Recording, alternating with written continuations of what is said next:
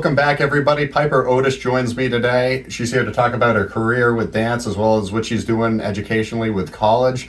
Piper, welcome. Happy to have you. Thank you. I'm really excited to be here. So, first starting out, what sparked your interest in dance? For me, I vividly remember, actually, I wrote my college essay on this. I was trying on like a princess dress at like age 5, and I was like, I want to do a twirl, and then I was like, I don't know how to do that. So I vividly remember asking my mom to dance, and she wasn't sure about it, but they put me in classes, and I hated it. I did not want to be there. Like, it was the worst thing for me. I cried like all the classes as a 5-year-old does. And I remember going on stage, and I just lit up. My family was like, they did not expect me to be like that because it was terror to get me there. Yeah. It was not good. But they were so happy to see me that excited, and from then on I just asked to do it again. And my family was like, you're gonna have to do the practices that you didn't like all over again. And I wanted to do that, so I kind of went on from there. What clicked with that where you just enjoyed it so much that it didn't even matter that you initially didn't like it? I believe it was probably just my connection to the stage. I don't know what it was, but it was just something that I felt in me, this spark that I just like was drawn to performing. And it's been the thing that's really kept me going throughout everything. Yeah. Did you have any friends you made at that young age that helped you just stay there and keep your interest in it? I definitely connected to a lot of the girls, as most do in dance. I remember a bunch of girls from Hopkinton danced with me, and then unfortunately my family was like, we need to move you from the studios, just because it was like very old studio that my family was, I think, just wanted me to move from. But I moved from that studio to a studio in Bow, and I trained there for almost 10 years and connected with a bunch of girls. It was very close. And then ended up having to make the really tough decision to move studios, as that wasn't a fit for me anymore, and that was around the pandemic. So. Okay, so you're talking like you were probably there like 2010 to 2020-ish. Yep. For you, what were the factors that led into changing studios? I was not getting the proper technique training that I needed, which is something that plays a huge role in injuries, in dancer burnout, just many things that are necessary in a studio. They were definitely more recreational versus I wanted to go farther. I was starting to look at having a career in dance. I'm not sure I really knew what that meant at that time because I was almost a freshman in high school. I didn't know what that meant to me. But I knew that I needed more, and I knew that as a dancer I had the capacity to keep going and have a further career in that. So what's the difference between pre-high school and actual high school dance? Because I know with a lot of the varsity sports in high school, we talk about how like that is the top tier, that's the level for basketball, soccer, hockey, you name it, all these different sports. It's varsity once you get to high school, and it's higher up, and you have the JV feeder programs and stuff like that, and obviously you have rec ball when you're younger. So it's kind of like the dance equivalent of that for like when you get to high school and those higher levels of it. Explain a little bit about that. Of course. So it begins at like recreational, recreational at the beginning. That's the simple classes, like however many a week you want to do, just simple training. And then you might bump up to competitive dance, which is where we're going to these competitions and you're getting judged, you're getting adjudications. Mm-hmm. It's pretty complicated but not complicated thing, competition dance, but it requires more training and more investment. And then the next level up would be pre-professional. There's many different ways of going about a pre-professional training.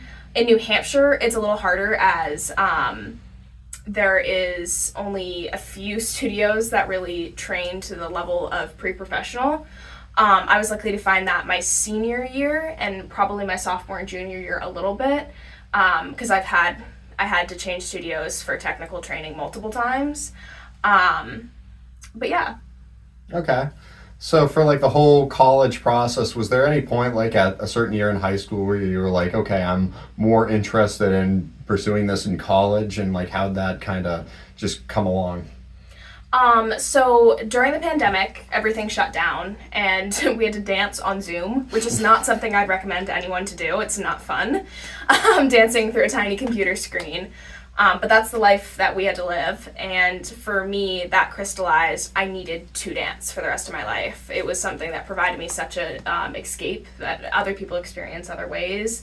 That was dance for me. So I decided to, again, push my training to the next level. And from then on, we studied throughout the pandemic on Zoom.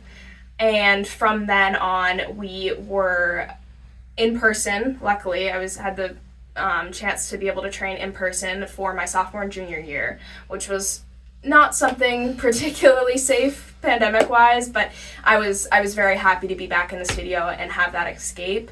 And from then on, I was training probably, I can't even remember how many hours a week, but it was definitely a lot. I was going from school straight to dance.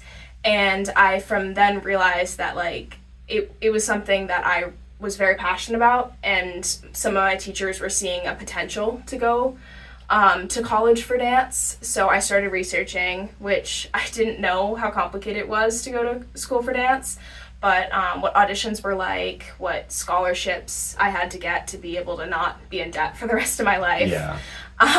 And I didn't really know, there's not a lot of statistics for certain schools on the acceptance rate. When you look at a school for academics, you're able to see they accept 80% of students, this is what they want, this is what they look for.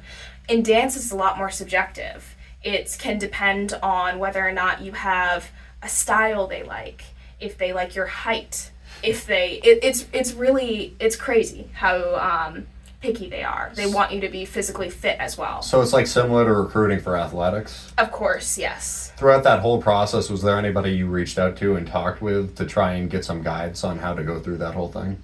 Yeah, so there's an amazing company in New Hampshire called N Squared Dance Company. I was training with them on the weekends from like 16 to 18. I took their drop-in classes that they told me about, and I was so happy to get guidance from Nick and Zach Betty.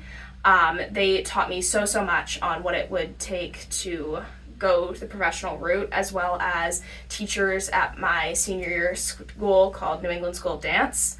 I learned so much from them, and they just taught me what it would mean to go to school, what I would require, and those types of things.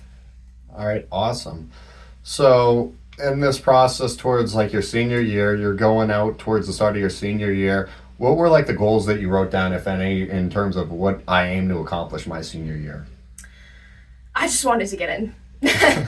The blank slate, I did not know what I could achieve. I had a couple of people who didn't believe that I could do the things I wanted to do, which was very difficult. And I had a lot of amazing people who supported me in that journey, which gave me a lot of confidence to keep going. But I definitely had people who were saying, you know, that it might not be a shot for you to get into school. So I kind of just wanted to go for it and try. So I kind of applied to dance safety schools, which would be schools that didn't really require an audition, or I applied to schools academically just for like a psychology major, because that was something I was interested in as well. And I kind of just rolled the dice and saw what happened. I auditioned for a pretty intense school as well. Did not get in, which was hard, and I got concerned, so I actually panic applied to the University of Hartford, which is not something very known. I was in the car ride back from my rejection, and I was like, oh no, what do I do? Like, I may not go to school for dance, and I need this. So I applied for that school because my teacher went there, and she said I might fit there. And I was like, what the heck, let's see.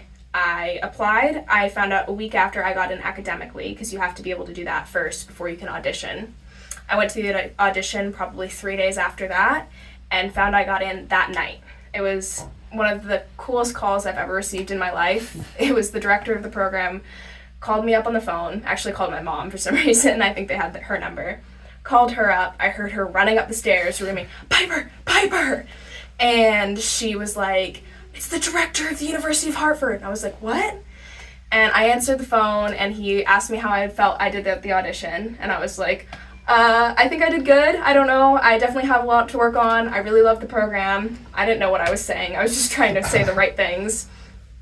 And he let me know that I had gotten in, and that I'd find out what my scholarship was in a few weeks, and he wanted to see me there. And from then on, I toured the school, and it just clicked. I was like, this is got to be the place, because they want me. And that was huge for me, to be wanted as a dancer. Awesome. So in terms of just like the location and everything, did you feel like it was like the perfect distance from home, where like not too far, not too close, and just like the other things that like are in that area that you might want to check out? To be completely frank, I do not like Connecticut. I did not think I wanted to be in Hartford. I auditioned for schools in Canada. I wanted to go as far away from New Hampshire as possible. I wanted to explore what the United States had to offer, what Canada had to offer. But I kind of was just drawn to the University of Hartford and the program. Their campus was good. I don't think I really was like super excited about the campus. It wasn't the coolest thing I've ever seen. But really, it's surprising how much one special thing will bring you to a program. How'd your first year work out? Some of the better things and some of the challenges you had to work through as well. It was a difficult year for me. I knew what I was going into. My basic days were from 8 a.m. to 4:30 p.m. I would be dancing. I had an academic class for the first hour or hour and a half of my day. A dance academic is what we call it. Something like music theory, kinesiology, movement fundamentals, stuff like that. I would study with my teachers, and then I would immediately move into a ballet class, which would be an hour and a half. And then I would proceed to have an hour point class as well after that. We'd have a 45-minute lunch break if we weren't kind of rehearsing stuff in the studio or doing what dancers do, which is kind of going and going. And after that, I'd have a 2-hour, excuse me, I misspoke. I'd have an hour and a half modern class, and then I'd have a 2-hour rehearsal after that. So it was very demanding. I'd have rehearsals from, I want to say 7 or 8 to 10 to 10:30 at night. 2 times a week for senior rehearsals, which is something we auditioned for. There's a senior concert, and I was in that both semesters, and I was very, very, very happy to be in that. But it required very late nights, and I'd have academic classes that would go from like 7 to 9, or I want to say 5 to 7, and I'd have those occasionally. So I was going a lot, and I faced a lot of burnout throughout the year. I feel like I discovered a lot on what it meant to keep going, and finding that drive within to keep pushing, but it was difficult. What were the better results? Like, what'd you get out of your first year? I have developed so much technically. I'm not a ballet dancer. I like to be in the style modern. I would like to go for that for my career as well as contemporary, but Hart is a very ballet-based program, which is something that I find incredibly important to continue my training. But because of that, I struggled a lot, and through that struggle, I gained so much technique. And I also just gained a whole new understanding of my body, kinesthetically, as well as what it takes to teach, because we study pedagogy as well. Wow. Can you explain what that is? Because I have no idea. You're good. So pedagogy is basically the study of teaching. There's a major in my program called ballet pedagogy. Not many schools offer it. It is the study of teaching ballet. We also, as all students, study dance pedagogy in their sophomore year, so this coming up year for me. I studied ballet pedagogy the first semester, and I found it so interesting. I did not want to go for the major because I wanted to pick up a psych minor, which would be too much for me. It would be like almost triple majoring if I tried to pick up that minor, because a ballet pedagogy major is almost a double major in our program. It's not listed as that. It's kind of complicated. But I'm a dance performance major, so it made a lot more sense to stay out of that, but I gained so much knowledge from just learning what it takes to teach a specific style of dance. All right. What are your future goals moving forward in your next 3 years and beyond? I hope to graduate. Fingers crossed on that one. After that, I am looking at going into the professional world as a contemporary dancer, contemporary or modern. A big company for me is the Graham Company. They are incredibly talented individuals, and is one of the top modern companies in the world. So I would love to be a part of that. I'm looking at a conservatory program after college, if that is something that works for me, as well as starting my own company in the future. That's ambitious. Yes, very. How do you plan to make all that work? Honestly, with dance, it's kind of just seeing where my path goes. I don't know where I'm going to end up after graduation. I don't know if I'll be hired or not. My world's kind of up in the air. But I have some stability with stuff like a Pilates certification, which I'll receive, which ensures me to be able to teach Pilates and get money through that, as well as teaching dance and other stuff. So let's talk about the psych piece for a minute. Where'd that interest come from? Because I know we were in the same psych class senior year. Right. But we didn't really have any psych programs at Hopkinton prior to that, so you had to know you were somewhat interested in that. Yeah, so I've always been drawn to understanding how kind of the human mind works and how that interacts with other people and stuff. So I took sociology my sophomore year of high school, I believe. And then we were in the same AP Psych class, and I just absolutely loved it. I clicked. It was something that I was really drawn to. And something that I am really passionate about is dancer mental health and how that interacts in our world and how almost neglected it is of a studied area. So I knew I wanted to have a psych minor to ensure that I understood those portions and could connect it to dance in a way that was beneficial to anyone who I taught or if I started a company. Wow. Okay. Yeah. So in terms of psych, do you think that there's a possibility for that if dance doesn't work out? I know you said that can help you potentially with dance as well. Yeah, so with a minor, I can always, if that is something, if heaven forbid something to happen in my body and I'm not able to continue to perform professionally, I could choose to teach. I could do any of those, as well as I could go back to school for an MSW, which is a Master's in Social Work, which is something I've considered on and off. But my goal is to perform professionally for a long time and then see what happens afterwards. I have no plan on having a fallback like that, as my school ensures to train us to the level that we will not need to worry about not having dance in our life. So in terms of a schedule for a calendar year, I cover a lot of sports, as everybody knows, and we talk a lot about, like, we have like a preseason period where teams get together and they work through and they have practices and maybe some scrimmages, jamborees, what have you, preseason game potentially, and then they have their regular season, then they have their playoffs with the championship game at the end where you're trying all the teams are fighting to make it to that last stage and win the championship. What does the schedule look like for dance in terms of that season? So dance doesn't really have a season. Mm-hmm. It's something that I think a lot of people think has seasons, but it doesn't. I am dancing year-round. I'm training year-round. I have performance seasons, which would be when I'm in school. So we have a fall performance and a spring performance, as well as 2 senior concerts, if you are in those. So I am constantly training. I work out probably 6 days a week, cross-training and ensuring that I train in ballet as well. So there is really no off season. I need to make sure I'm working all the time. Wow. Yeah. How do you deal with not having too much burnout at those points? I think for me it's finding why I'm doing it and knowing what I have to look forward to. As I spoke about before, performance is something that I connect to deeply and kind of continues to drive me to keep going. And knowing that I have a performance coming up or knowing I have opportunities in things that I love to keep going, that keeps me training and finding that passion. What's your advice for other people who might be trying to go down a similar path? Research and make connections, because connections make our world. Specifically in dance, the connections that you have will get you so many places and get you so much knowledge that you never knew you could get.